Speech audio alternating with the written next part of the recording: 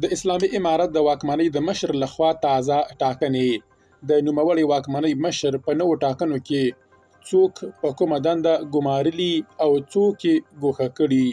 بلخوا له پنجشیر څخه هم د پرمختګ خبر خپور شوی.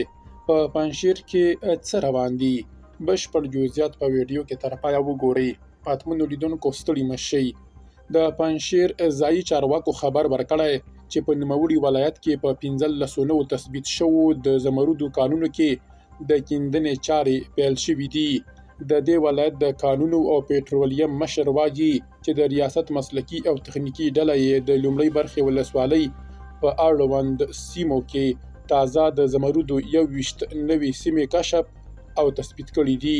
محمد قاسم امیري ډیروي چې له دې سیمو څخه په 15 کې یې په رسمي ډول استخراج پیل شوی او په پاتې شپږ کې لا کار دوام لري.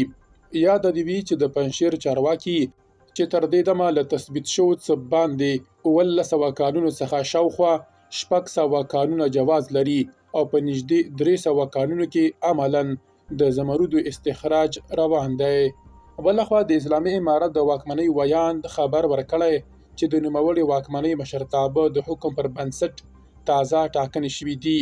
ذبیح الله مجاهد لیکلي چې د کندهار د بولدک ولسوالۍ پخوانی ولسوال مولوي رحیم الله محمود د فراه د مرستیال والي په توګه، د بادغیس د مقر ولسوالۍ پخوانی ولسوال حاجي کاکا سیاخه د بادغیس د مرستیال والي په توګه، د فراه مرستیال والي مولوي عبدالکریم جهادیار د کندهار د بولدک ولسوالۍ د ولسوال په توګه، د کندوز د استخباراتو مشر مولوي عبدالرشید منیب د کندهار د کرنې د مشر په توګه وټاکل شول.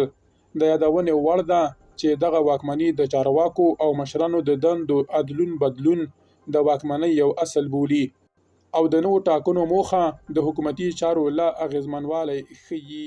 درنو لیدونکو